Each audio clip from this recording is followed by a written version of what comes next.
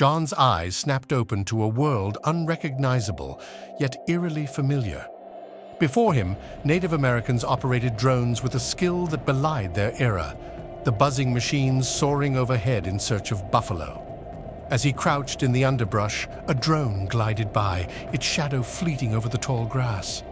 John's gaze shifted to a nearby field where village elders, adorned in full war regalia, manipulated the drone's controls with purpose.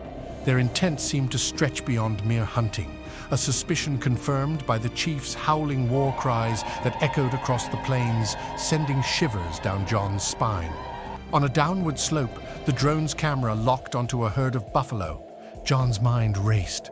The drone, a product of a time anomaly, had to be destroyed to retrieve the meteor stone necessary to reset the harmonic field, an urgent task imparted by MK, the android from a previous temporal leap.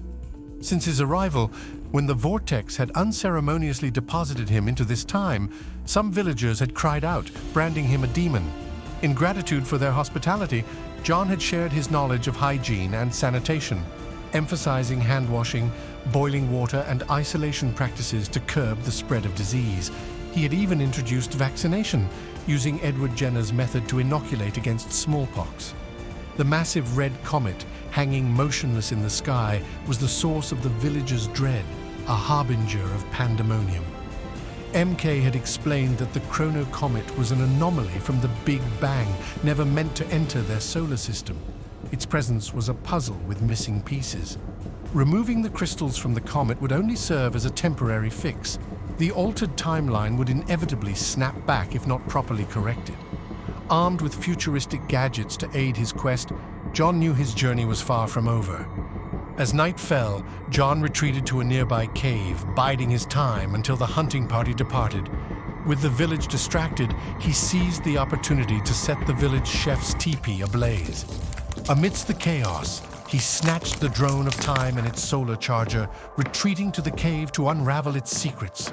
The drone bore the mark of the Four Horsemen, a name steeped in biblical lore and sinister implications. It was clear this was no natural phenomenon, and opposition loomed on the horizon. Dismantling the drone, John discovered not an SD card, but an emerald green crystal stick in its core. The mystery deepened.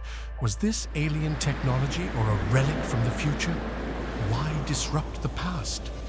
As he extracted the crystal, the drone disintegrated into ethereal molecules, and a red vortex swirled open, beckoning him forward.